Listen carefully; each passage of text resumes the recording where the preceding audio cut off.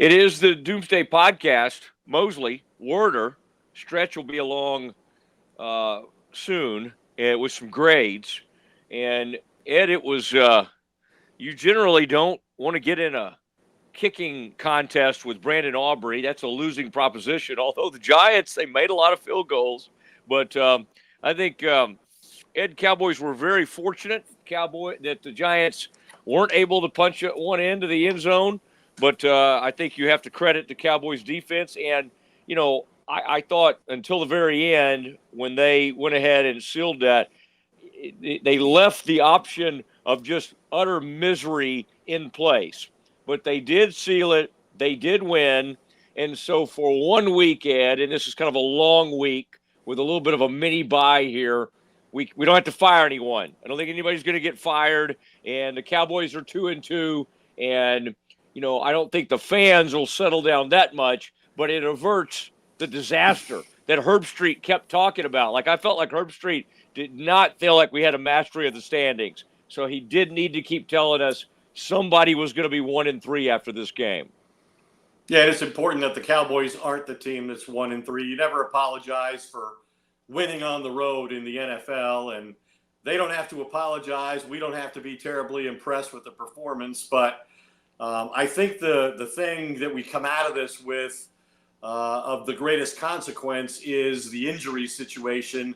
They won the game with the defense, Mike Zimmer's defense on the field, and a cornerback that they just promoted, elevated from the practice squad named Amani Oworye, makes an interception to clinch the game, and Micah Parsons and DeMarcus Lawrence are not on the field when the game ends, both suffering foot or ankle injuries. It looked like Lawrence, they taped him up after they took him inside, so I assume his imaging did not detect a serious fracture or something like that, since they taped him up and said that he could re-enter the game, although he never did. Micah Parsons going into the blue tent late after getting rolled up on a pass rush, then being on a cart with his sock and his shoe off. I thought that indicated an ankle injury of some sort, the severity of which we don't know. But I will say that one of the coaches told me tonight after the game, texted me and said that Micah told him that he was going to be fine. So maybe they avoided a serious injury there. And as we know, now they get the benefit of playing the first road game in Cowboys history on 3 days or less of rest and preparation, because now they get a mini bye before they go through a really tough phase of their schedule when they're at Pittsburgh, come home, play the Lions, and then go at San Francisco following their bye week. So that's kind of where I think the most significant part of this game in the end ultimately comes out. All right, Ed, quote from Mike McCarthy just moments ago as we tape this 30, 40 minutes out after the ball game. Road wins are the best.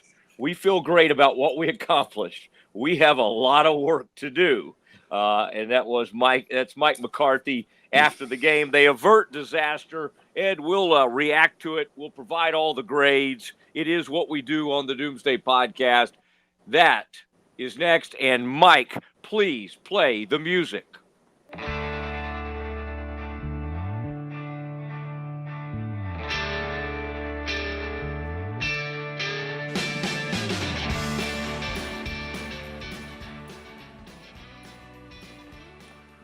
All right, Ed, Cowboys improved to 2-2.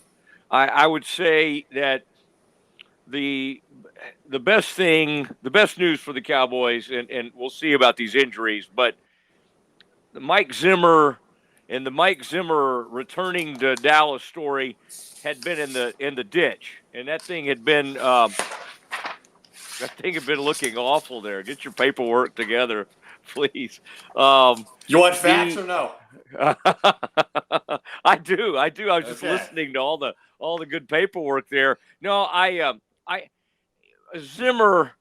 I mean, the thing was really in bad shape, and for them to come out and hold a team to like under 30 rushing yards for the game was pretty amazing. Now, at some point, of course, the Giants just pretty much abandoned the running game. But for a team, which is kind of amazing, by the way, Ed, if I had watched what people had been doing against the Cowboys, I don't think I would have abandoned it, but they did. But I think Zimmer has to feel a lot better after this game.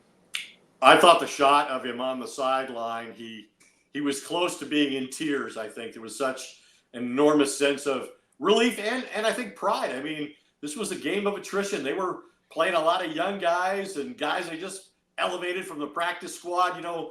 Been a hard week for Mike Zimmer and his defensive staff. They came into this game as the worst scoring defense in the NFL. Nobody had given up more than 72 points the last 2 weeks like they had. They ranked 32nd in the NFL against the run. That's last. And here they hold the Giants without a touchdown. And New York has 26 yards rushing, a 1.1 yard average per attempt. No run longer than 5 yards. I mean, for the first 3 weeks of the season, Mose, the Cowboys allowed an NFL worst 5.4 yards per rush. On Thursday at the Giants, they allowed 1.1, as you said. That's the fewest in a game since 2015, week 2 at the Eagles. Amazing job of turning it around. Now, does that indicate improvement? Yeah, I think it does. And also, as you were suggesting, perhaps reflects a lower quality of opponent than they played the last couple weeks too. But the Giants 1.1 yard per rush, their fewest in a game since week 10 of 1989. Jerry's rookie season. They haven't done this since Jimmy was a rookie, since Troy was a rookie. Amazing job by the Zims. So yeah, quite a remarkable turnaround on defense on a very short week. And again, after a very physical game the week before against the Ravens, who ran the ball at him, 72% of the time? Some 47 carries against the Cowboys defense. So These guys were tired and beat up, and they went out and they gutted out a game. They did. Cowboys win 20-15. And Ed, I do think we have to say on behalf of the broadcast tonight was funny because, Al Michaels gets so put out with all the calls, and there were a bunch of them, and it started to get comical. I don't know how many accepted penalties the Cowboys ended up with. At one point, it was 11. It might end. That was at halftime. It was bad, but the Giants got totally jobbed early on a face mask call on their tight end, and he's kind of looking around like, wait, what did I do? It should have been DeMarvion Overshown. Yeah, the replay showed the Cowboys linebacker grabbed the tight end's face mask, and it pushed the Giants back, and it really resulted in them not really having a shot at a touchdown, and it put them out of really hamstrung them, and so that was a tough early call that went against the Giants. But the rest of the time, the Cowboys were just getting called for penalty after penalty, and it was just out of control. The other one I thought that kind of went the Cowboys' way, Ed, I think it's always curious when you see like two flags, right? It wasn't just like one official. You get two flags on that Rico Dowdle touchdown, and McCarthy's already on the screen, and McCarthy's already over there mad and like, I can't believe they called that. And the teams are marching back, and they pick it up and say, no, there's no flag on the play. That's a touchdown. I mean, that was a weird crew because they were calling a ton of stuff, and some of it was kind of like even some of those holding penalties. I thought, it was like, wow, man, that was a strange night from the every time Tyler Guyton got beat inside on a pass rush, he turned the guy loose and fell on him, and they would instantly call holding penalty. Yeah, and he was heard to say as he walked off the field into the tunnel, need to get some better refs. So we'll see if Roger Goodell decides he should act on the advice of a rookie who's played 4 games now in the NFL. But speaking of the offensive line, I thought we take a look at we talked about the defense and what they achieved. I thought Dak Prescott won his 13th consecutive game against the Giants, extending his dominance over them and the NFC East. He's only the 4th quarterback in NFL history to have 13 consecutive wins against an opponent, joining Bob Greasy, who had 17 against the Bills, and then Steve Young, 13 against the Rams, Tom Brady, 13 against the Bills. I just watched the game and marveled at his accuracy this week. He had very few easy throws, but he was incredibly accurate. In fact, this was the 12th game of his career, Matt, that he's had a completion percentage of 80%. That's the most by any player since he came into the league in 2016. And they kept it short. He only averaged 5.4 air yards per attempt. That's his lowest in a game since week 3 of last season. But he was great, I thought, in the quick game. Completed 13 out of 14 passes in under 2.5 seconds for 143 yards and both of his touchdowns. So I thought it was really a function of the Cowboys scheming around the 2 rookie offensive linemen, and Cooper Beebe and Guyton, and right tackle Terrence Steele, who's struggled in pass protection. A lot of concern going into the game about that Giants defensive front, but the 2 exceptional outside rushers and Dexter Lawrence inside. They had 19 pressures, 7 sacks against the Browns. So I thought they did a really good job of scheming that up, and then Dak executing the short passing game, the quick throws, all of the things that allowed him to remain relatively clean in the game. All right, and I want to talk to you about CeeDee Lamb and his response to this game and the numbers he put up, and a strong game for CeeDee Lamb, especially coming off. Ed, we were paying close attention to his body language. The body language police were out early, and they were watching him. I do love that cross he has, or whatever that is, up like in his hair. I love a good cross in the hair. You should do that. That would be very popular in Waco.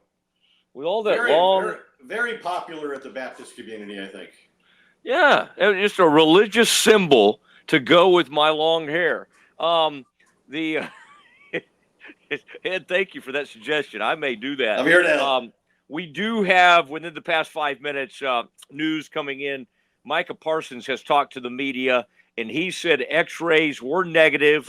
He has an MRI scheduled for tomorrow, and he said he's going to try to play next week. So he's been spotted limping around the locker room this very evening, but so he's definitely in pain. But that's good news. You never know, of course, about those MRIs, so we'll keep an eye on that. Ed, back to our regularly scheduled program. The CD. And that first series was kind of a weak, Cowboys did not do anything really. It had to go off the field, and you're kind of watching them. How's CD going to react? How's he doing?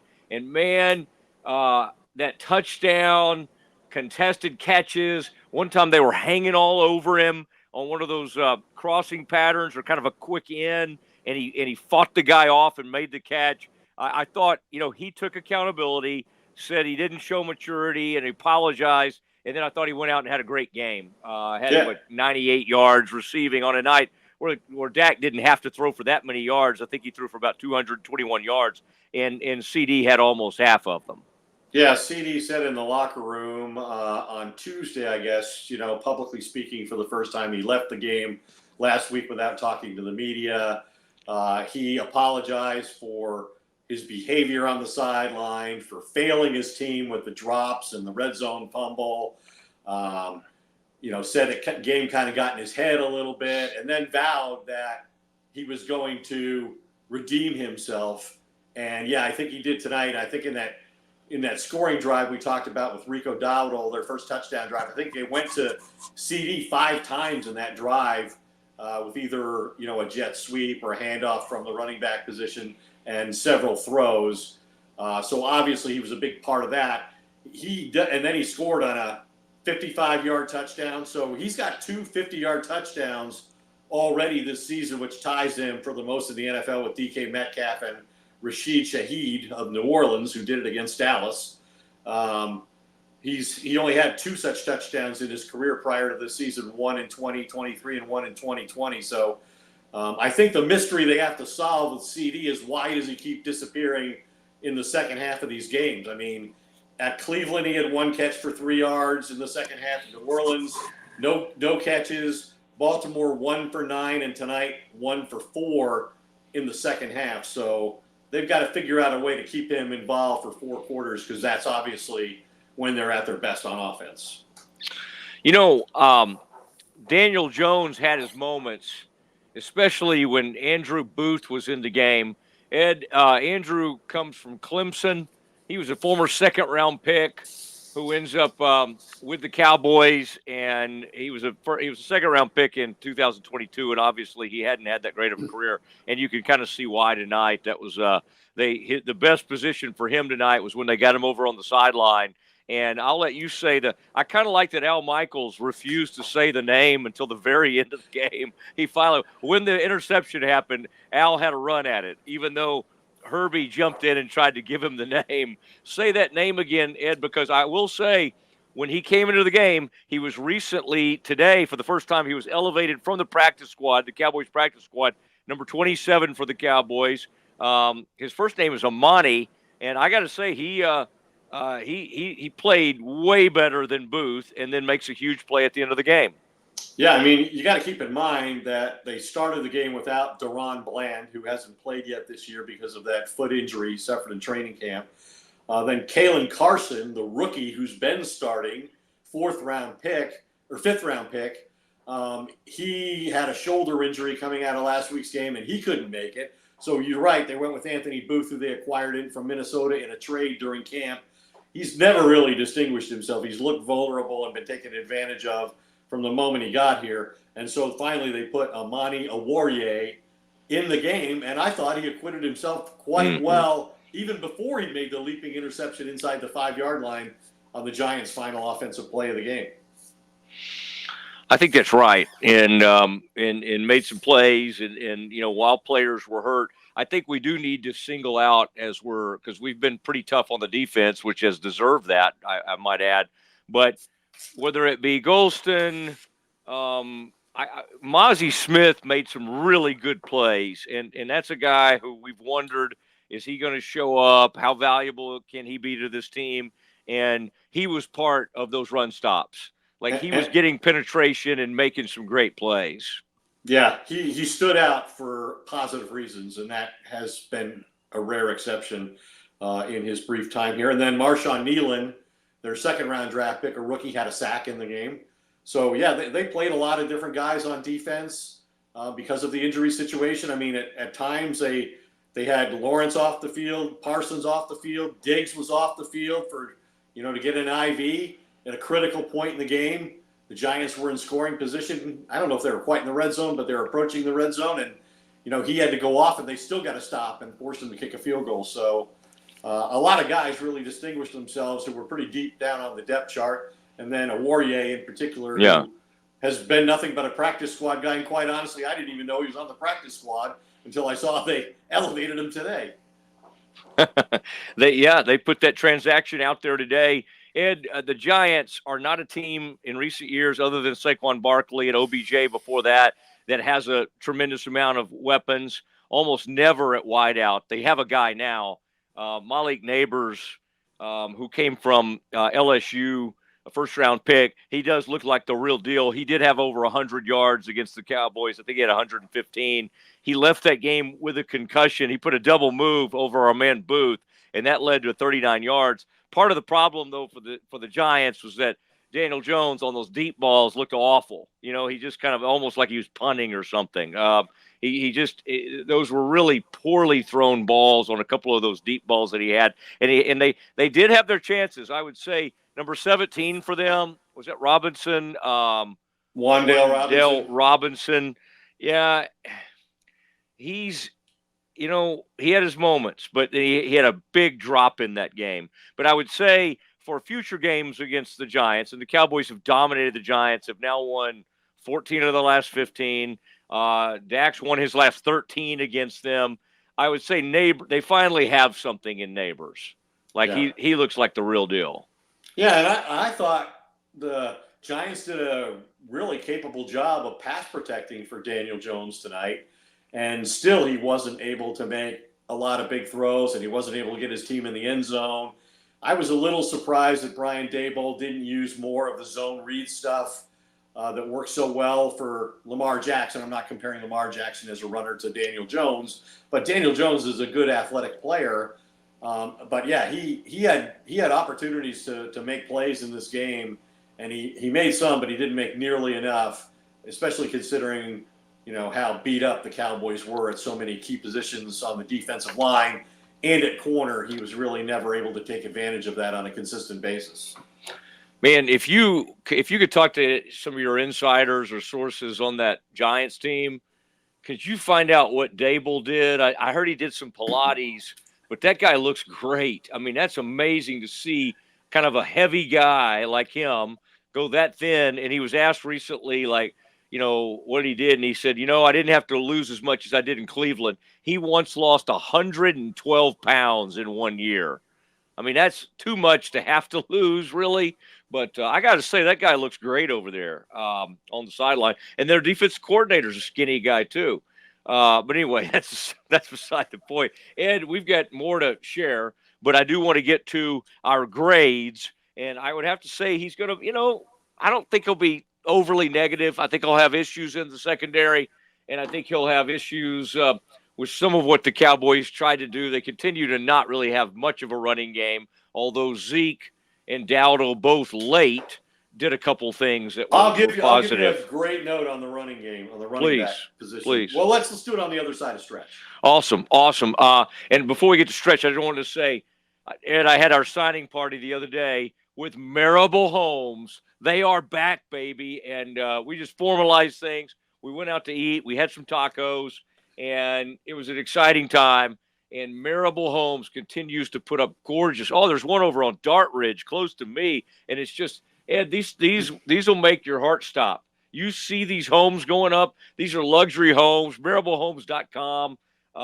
Blake Marable, Amy Marable. It's a family, and Ed, we're going to do some like video with them, and so we'll be on the podcast soon, and we'll be able to flash it up on screen. Here's the interior. Here's the exterior. And we're also going to use kind of as a model home, your home. And I hope. I was just going to say, I love a good open house. Yeah, we want to show you. But we'll have an open house right here on the Doomsday Podcast. All right, it is time to hear from former Cowboy scout and coach and one of the harshest graders in America. It is Glenn Stretch Smith.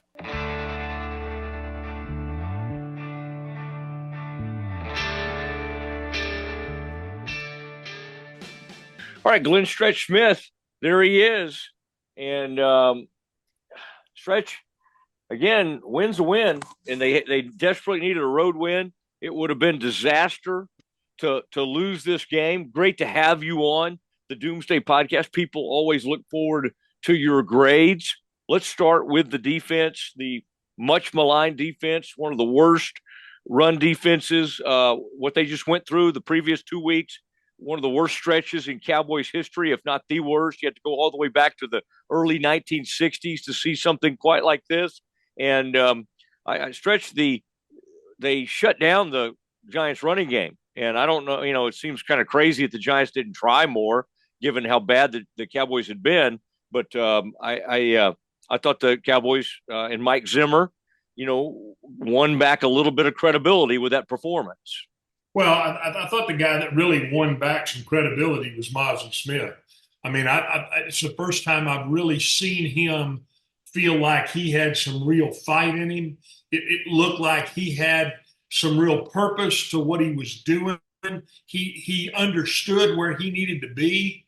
I'm going to give him really one of the best grades that I've given in a while, just because he showed some bite to get down in there. And everybody's been down on that kid, and including me.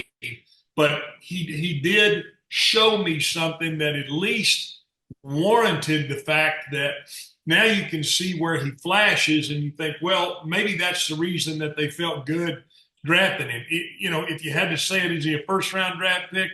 We can always cut that a lot of different ways. But at the end of the day, he got better, and that's what you want to see. That's what you want to hang your hat on. You want to hang your hat on a front that played with some purpose. And I don't care if they were playing on air. At the end of the day, they were in their gaps. They were where they were supposed to be. The linebackers were playing downhill, and they were getting after it, especially Overshow. I mean, you saw some things today that at least give you reason to say, boy, going into this, what is going to be an unbelievable stretch of Pittsburgh, Detroit, San Francisco, at least they've got the arrow moving in the right direction on the defensive front and the linebackers. Right. So the front and the linebackers play better. Stretch the without Kalen Carson's in there, they went with Andrew Booth and Neighbors, Malik Neighbors, a nice player by the way for the Giants, had over 100 yards against the Cowboys. Put a double move on him early, and it was I don't even know if I call that a double move. It was like a shimmy, and the poor guy was just beat. And he got beat for about 39 yards. Would obviously they did a little bit better when they brought the other guy in, Amani, number 27. But what do you think of overall the safeties and the cornerbacks?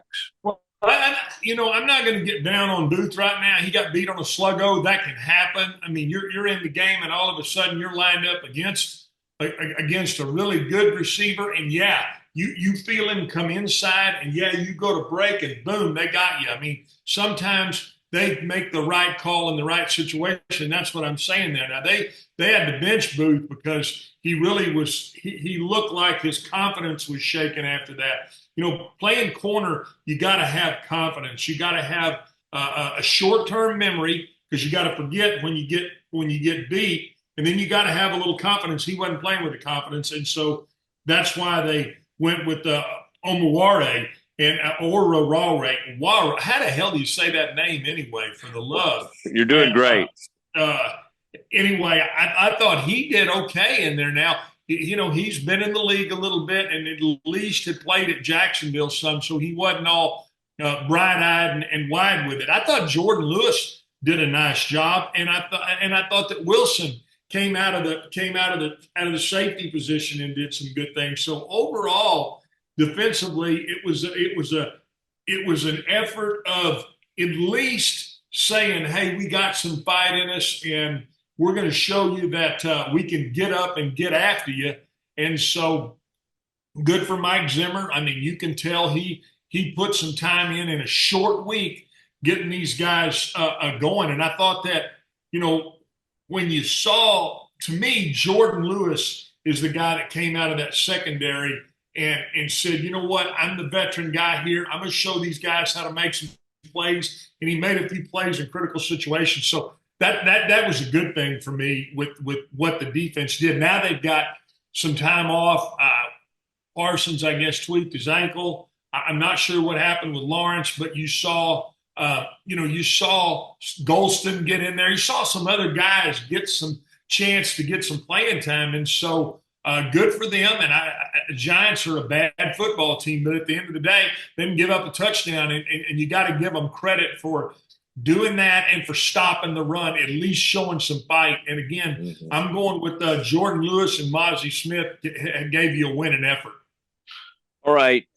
Sounds like A's for those guys. I like it. Nealon on that sack, that was pretty good because he just kind of went in there and he'd had enough and he just slammed somebody to the ground. Now, on the offensive side of the ball, Stretch still not much of a running game, although let's give them credit for kind of ending the game, some tough runs at the end. And, but between Rico and Zeke, I mean, Zeke showed a couple little flashes, but Ed came up with some nugget I was going to bounce off of you, Stretch. It was like no team has gone 4 games without at least one 10-yard run since 2013 Jacksonville. The Cowboys have done that now. They've gone 4 games without a single run of more than 10 yards. And Stretch, I kind of sense that that's going to be really the way with this run game. What did you make of the Cowboys running backs in this game? Oh, I saw a Giants team that got in some 8-man fronts and said, "You know what? We're not going to let you run the football." Now, you combine that with the fact that they're starting 2 rookies on the offensive line against arguably the best nose guard in the game. Cooper Beebe had his hands full, and you saw that Guyton had his hands full. Do I think those guys will continue to get better? I do. I like what they did, putting CD in the backfield and getting him the toss and running the power toss out there. That was fine. So offensively, I thought it was just kind of a workmanlike effort. It really felt like CD, for whatever reason, plays in the first half, but in 4 games that they've played of second halves, he has a total of 3 catches. one in 3 games and none in the ball. I believe it was the Baltimore game last week. Them catch in the second half. So we've got it. They've got to get that cleaned up. They've got to figure out how to get him the ball more. I'm a little concerned with Cooks. I saw him run a trail route with a big 19-yard gain. It was really well designed, but he's running a lot of underneath and a lot of stop stuff, and guys are sitting on that, and so it's something that they're good. And I know they come when you play on a short week, you just don't have a lot of time to put a lot of stuff in. And I'm talking about offensively. You got to have some carryover from that last week. So I thought there was almost too much carryover. I'm kind of done seeing the jet sweep, the hand sweep to CD. I'm done with that. They're going to have to come up with some other ways to get him the ball on the perimeter. But other than the fact that Guyton, he's got to continue to get better with his footwork, and Cooks, them sitting on those routes. We've got to start seeing more out of Ferguson. He's got to get to where he's pressing that deep middle in those seam routes. But I did like TJ Bass stepped in and played okay for Zach Martin when he got poked in the eye, and it looked like his eye swelled up and shut. But overall, I mean, and again, I hate style point and wins, but Aubrey misses that field goal at the end. It kind of left just kind of a funky taste in your mouth. And at the end of the day, I mean, you're going to say, well, Stretch, what kind of grade you give him? I give him a U because it's ugly. It was a win, and they're 2-2, but it was ugly. I mean, that 11 penalties, they're going to have to clean some of that stuff up because you're going to play so much better teams, especially – I mean, the team you're fixing to see defensively in Pittsburgh is as good as there is in the NFL. I mean, they are going to hit you right in the freaking mouth. And so you're going to have to match their intensity. And I'm glad they got these few extra days right here to get that time and to get going. It'll be late tonight when they get back out of New York. But you got to hope that the defense continues to show that they can stop the run and that offensively you can get a center and a left tackle in a better fold and in a better feel so that you can run the football.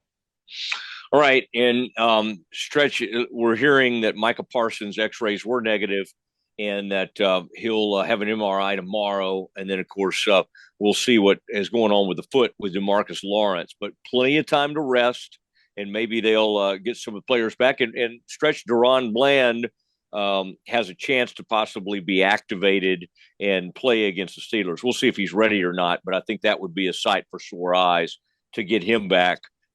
Listen, thank you for your late night activities, and we'll be watching on WFAA as you do that show during the daytime, kind of that noon show down there, and we'll be observing that. I appreciate it, Stretch. Okay, buddy. Have a good night. We plan on it. There he is, Glenn Stretch Smith, joining us on the Doomsday Podcast.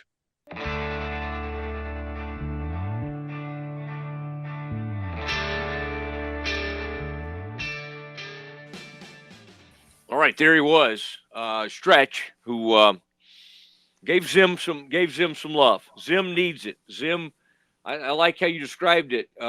Ed, you thought Zim almost kind of looked emotional over there. Zim is he was really looking bad, and I thought if they lost this game, especially if it was the defense's fault, I thought there might be some clamoring or some momentum toward making a change. I thought that's how bad it was getting, and that's not going to happen, at least for another week. We'll see what Fields does to him with Pittsburgh, although Tomlin will not commit to him. Tomlin says, hey, we're not ready to say who our starter is when Russell gets back, so we'll keep an eye on those Steelers. Now, Ed, you had something that really had grabbed my attention. You had a running nugget, something about the Cowboys running game to share with us. What is that? Yeah, we know, Mike McCarthy's gone with this running back by committee approach, and a lot of people have questioned whether they have the personnel to be effective in the running game. Jerry Jones has been insulted and thinks it's a media creation to suggest that they don't have a capable running back room. But listen to this. The Cowboys have not had a running back run for more than 10 yards this season on any carry. They're the first team since the 2013 Jaguars not to have a rush of more than 10 yards by a running back through 4 games in a season. The 2013 Jacksonville Jaguars were the last team to be in this situation. Boy, that is a dubious nugget from Ed, as the Cowboys cannot, no explosives, as we like to say, coming from that run game. Let's think, Ed. Would that have been the guy from LSU, Fournette? Who would have been playing for Jacksonville back when that was going on? Might have been. It was after Fred Taylor, obviously, right? Fred Taylor had finished his career by then. Fred Taylor. Leonard Fournette's probably a pretty good guess. All right. Could it have been the little guy? Maurice Jones-Drew. Maurice Jones-Drew. Could it have been him? Golly, we're going 13 years ago. It could have, but man, that's bad.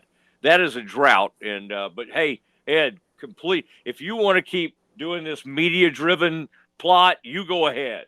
I agree with Jerry. I think the running game is just fine. I think, I agree with Mike. They just need more carries. They just need more attempts. They for various reasons, the way these games have played out, they just have not been able to give the running backs enough of an opportunity to evaluate them fairly. Yeah, they still haven't used Dalvin Cook yet, so there's hope there. I think they want to, and Jerry's like, no, I told them we're not going to use him, so do not put it out there. All right. I also, by the way, little quibble.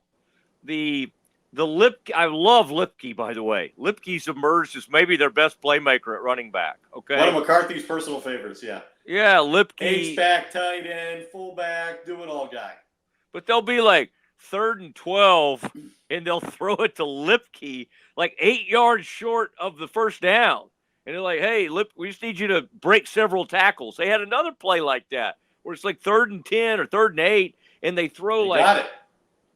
I mean, it's Did you want to say anything about Brandon Aubrey before we go? Yeah, he's pretty much got the yips at this point. I don't trust him. He put the whole thing in jeopardy. The most trustworthy guy on the roster. 2 for 2 on 60-yard field goals. Everybody else in the league is 0 for 2. He's made 3 60-yard field goals in his career. Only Brett Maher's made more, and we know what happened to Maher. Yeah, he did. So you might be right. You might be right. I mean, our man Aubrey, Ed, makes 51-yarders generally look like chip shots, and he hit that 60, and he hit it easily. So it was we were reminded that he is human, and he poked that thing. And he didn't miss it badly. It just didn't come back in. He poked it out there to the right, and he was wide right from 51 yards. And his first miss in 17 attempts from 50 or more yards in his career.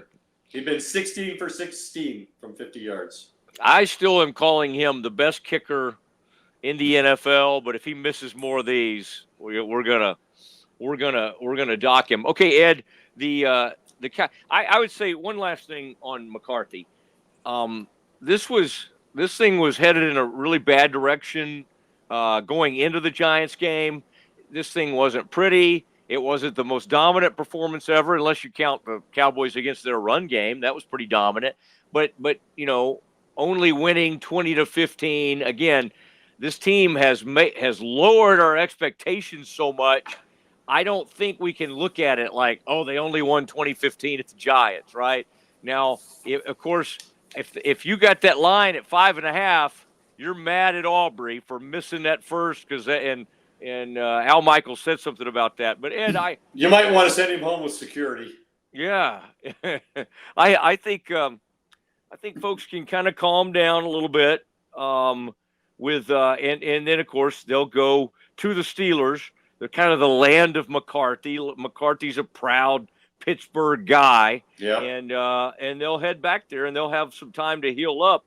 They'll have to MRI with so they got the guy hurt that was starting at cornerback, Kalen Carson. He missed this game. They missed Marquise Bell, who obviously plays safety for the Cowboys, and then now they have DeMarcus Lawrence and Micah Parsons hurt. So and I would think say, Deron Bland will be eligible to come back nice off IR. I don't know if he's ready, but he has gotten back out on the field with Brett Brown, the director of rehab, and has gotten on the cords and begun the process of doing on-the-field work. But he will be eligible for their next game.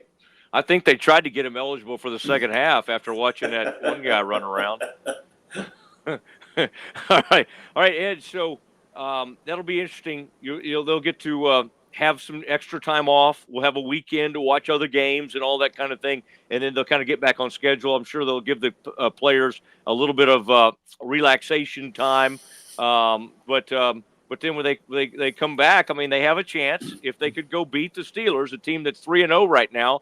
They haven't scored a touchdown yet, right? The Steelers have scored 3 touchdowns in 3 games. This will be interesting. When those guys are on resistance cords, that's kind of a sign that they're getting ready to come back. So, Ed, I'll give you the final word this evening. Your final thoughts on the Cowboys' 20-15 victory in the Meadowlands. I thought it was, beyond important and absolutely critical that they don't start 1-3, because I think they've started 1-3 8 other times. They've only made the playoffs once in all those times. And it's going to be tough enough to be 2-2. And then your next 3 opponents are Pittsburgh, Detroit, and San Francisco.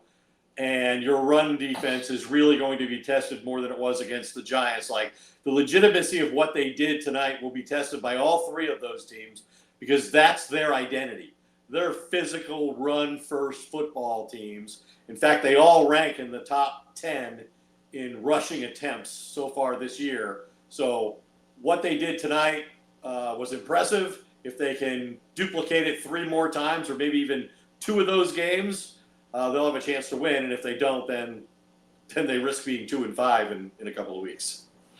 Yeah, and the Cowboys don't have – fans can talk about it, but they don't have a stomach for tanking, and they're not really built to tank. This Giants team is built to tank, and so their fans, Ed, at 1-3 can start dreaming about Shadur, Sanders, and maybe even Dion can come along with him, and Dion in New York would be fun.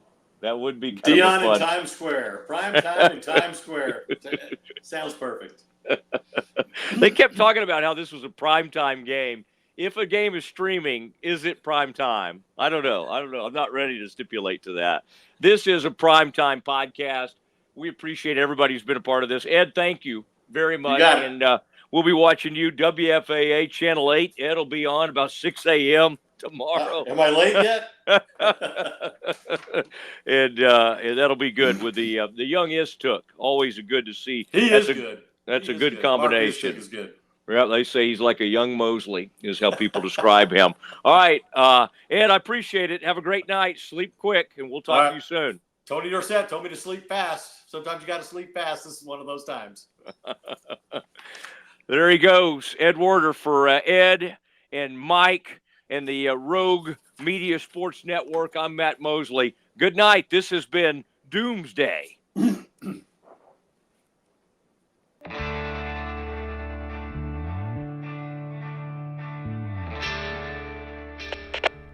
We are Rogue Media Sports.